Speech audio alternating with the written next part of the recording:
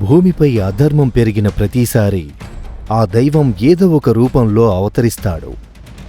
కాని ఆ దైవకార్యంలో తమ 6 పసిబిడ్డలను కోల్పోయి అన్యాయంగా బంధించబడిన ఆ తల్లిదండ్రుల గుండెకోత ఎవరికి వినిపిస్తోంది?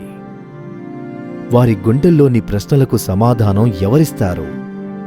వారి కళ్లల్లో నిస్సహాయతకు ఆ జైలుగోడలే నిలువెత్తు సాక్ష్యాలు. వాళ్ల జీవితం దుఃఖభరితమవుతుందని కొంతకాలం క్రితం వారు ఊహించలేదు.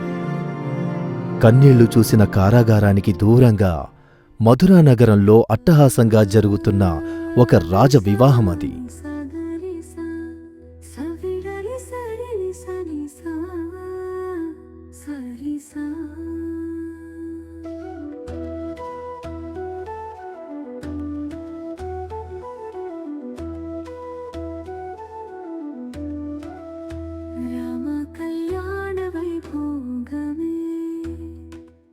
సీత శుభలగ్న శోభితమే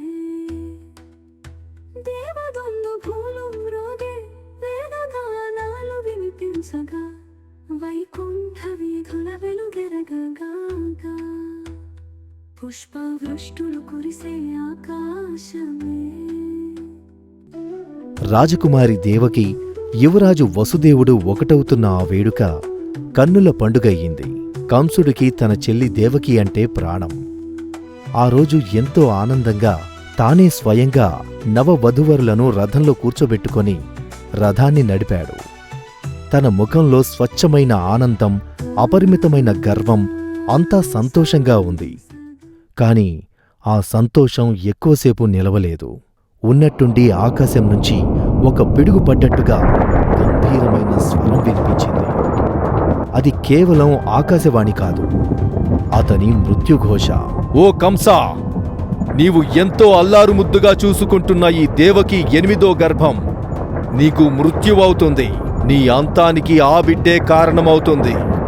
ఇంకేమీ ఆలోచించకుండా దేవకిని అక్కడే చంపడానికి కత్తి దూశాడు. ఒక్కసారిగా భయానక వాతావరణంగా మారిపోయింది. దయచేసి వద్దు మహారాజా, నా భార్యను వదిలే, నాకు పుట్టబోయే బిడ్డని నువ్వే సంహరించు. వసుదేవుడి మాటల్లో నిజాయితీ కంసుడిని ఆలోచించేలా చేసింది. దేవకిని ప్రాణాలతో విడిచిపెట్టిన అదే క్షణం వాళ్ళిద్దరినీ చీకటి కారాగారంలో బంధించాడు.